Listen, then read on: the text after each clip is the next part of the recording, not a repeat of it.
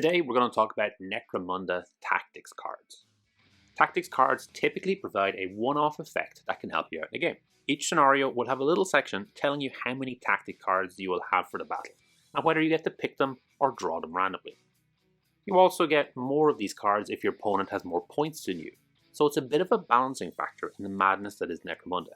If you picked up one of the core sets, you should have 2 packs of tactics cards that can be used for any gang, but it's also possible to pick up some gang-specific packs. Now, everything I've said so far is honestly wonderful. Unfortunately, and infuriatingly, the rules for actually using these cards are a mess. This isn't a problem when you just have cards from the box, but once you start picking up extra packs of cards, you discover the rules for making a deck are woefully inadequate. Essentially, the rules as written have you include every card you own into a deck. So if you just have the starter, that's a manageable 11 cards. But every time you buy a new pack, all of those cards get added as well. From what I can tell, this is just a copy-paste from the Underhive War Rules, which was the box with Escher vs Goliaths. In that box you got 4 Escher cards and 4 Goliath-specific cards, along with a bundle of neutral ones. So these rules were set for that content of that box and kind of hand-waved additional cards, which I guess hadn't come out at that point yet. Now, there are hundreds of cards, and the quality varies wildly.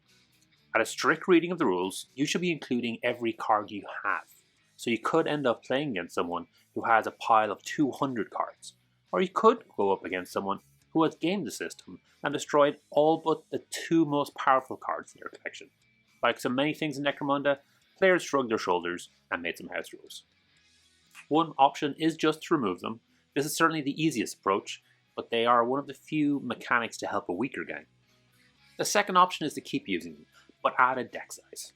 Goonhammer has a great article about this and suggests a gang builds to a deck of 12 cards for the campaign.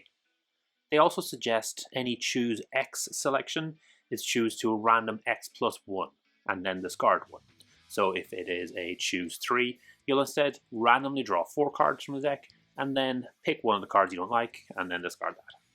This lets you tailor your tactics somewhat while avoiding a situation where you're always picking the same card over and over. The reason I'm making this video at the moment is Games Workshop is currently re-releasing gang tactics packs. We saw Orlocks get a release with the Ash Wastes, and we saw Goliath come out with Cinderace Burning. I'm fully expecting to see Escher in an upcoming release. So now seems like a pretty good time to buy into these packs if you're interested. If you cannot get your hands on them at the normal price, do not pay over the odds for them on eBay. They will come around eventually, and you are much better taking the next option till then. The third option is to use a table. Each of the House of faction books includes a list of the 18 cards from the Gang Tactics card pack, and provides a D66 table so you can roll on it. They also have Vehicle Gang Tactics appearing in the Ash Waste and the Cinderace Burning books. These have a different table, so I guess you can pick which table you like to roll out of. What I would recommend doing here is to draw up a list of 13 tactic cards that you want to access for the campaign. Then take a normal deck of cards and use one Sooth to randomly draw your tactic cards. This will avoid any weirdness around rolling and recording secret dice, as you can reveal the card when appropriate and show your opponent the list. This is a great approach for a campaign. Players who don't have all the cards can still play, and players who do have the cards get to use them as the nice accessory that they are. If you're organizing a campaign, I'd suggest having a read of that Goonhammer article and consider which cards you'd like to ban.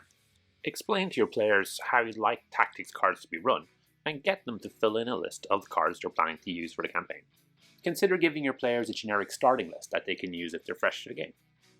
If you're running Cinderace Burning, where there are Ash Waste and Underhive battles, consider allowing your players to have 2 tactics lists, one when they have vehicles and the other when they don't. To make things a little easier, there is a fillable PDF in the links, and 13 cards in the style of the Emperor's Tarot that you could use along with. I've also put together a page where you can type in the name and text of card and download a card image. They're not going to be as nice as GW ones, but they'll still look decent. It's also quite handy to make reference cards for things GW don't make, like skills, equipment, house favors, and territory. And that's it. Tactic cards are a great addition to the game. They add some unique flavor to the gangs, help out underdogs, and create some really memorable moments. They just need a few tweaks to the rules to make sure everyone is on the same page. Thanks for watching. If you enjoyed this video, please like and comment.